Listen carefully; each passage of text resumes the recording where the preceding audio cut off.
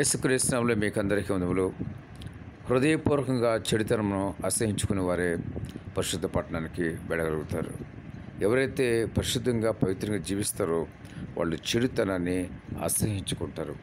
దావీదు ఆ విధంగా చెడుతనాన్ని అసహించుకున్నాడు కాబట్టి ఆయన దేవుని దగ్గర ఉంటున్నాడు. ప్రతి ఒక్కరు జ్ఞాపకం చేసుకోండి. చెడుతనంను అసహించుకోకుండా నామకార్థ ప్రార్థన చేస్తే దేవుని దగ్గరికి వెళ్ళరు.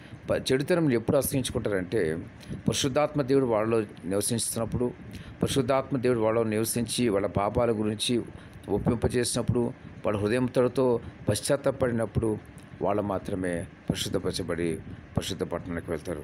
అలా కాకుండా పాపాన్ని ఒప్పుకోకుండా పాపాలని నామకార్థంగా ఏదో దేవునికి చెప్పుకుంటూ పరలోక పట్టణం కొరకు వెళ్ళాలనుకుంటే ఎవరు కూడా వెళ్ళరు. పశ్చాత్తాపడాలి. పశ్చాత్తాపం అంటే ఏడవటం కాదు, కానీ నేను చేసింది పాపము, నేను చేసింది పొరపాటు అని తెలుసుకోవటమే పశ్చాత్తాపం. ఆ విధంగా పశ్చాత్తాపడి దేవుని దగ్గర ఒప్పుకుని విడిచిపెట్టినప్పుడే పరలోక రాజ్యానికి వెళ్తారు. అప్పుడు మాత్రమే పరిశుద్ధంగా పవిత్రంగా ఉండగలుగుతారు. ఆ విధంగా కాకపోతే కనుక ఎవరు కూడా పరలోక రాజ్యానికి చేరుకోలేరు. పరలోక రాజ్యం అంటే అంత తేలికైంది కాదు. అది ఇరుకు మార్గమని మన యేసు ప్రభువు లోకంలో ఉన్నప్పుడు చెప్పినారు. నరకానికి పోవాలంటే ఏం చేయగలదు? చాలా విశాలమైన మార్గం. ఇటువంటి ఏమి చేయకుండా ఉంటే చాలు, నరకానికి వెళ్ళిపోతారు. కానీ పరలోకి వెళ్ళాలంటే ఎంతో ఈ లోకంలో పత్యం అనేది చేయాలి. ఒక అనారోగ్యమైన వ్యక్తి రోగికి పత్యం ఎలా చేయాలో అదేమైనా పాప రోగం ఉన్న వ్యక్తి ఎప్పుడు కూడా పత్యం చేస్తూ ఉండాలి. అనేక విషయాలు పత్యం చేస్తూ పరిశుద్ధంగా పవిత్రంగా జీవించాలి. పత్యం అంటే లోకం వార్తలు చెప్పుకోకుండా ఉండాలి. యూట్యూబ్లో ఎక్కువగా ఉండకూడదు. పెద్దమైన చూడకూడదు, అపరిమైన చూడకూడదు, సీరియల్స్ చూడకూడదు, సినిమాలు చూడకూడదు. వీటన్నిటిని దూరం పెట్టాలి. పాపం అనే మాట మన నోట రాకూడదు.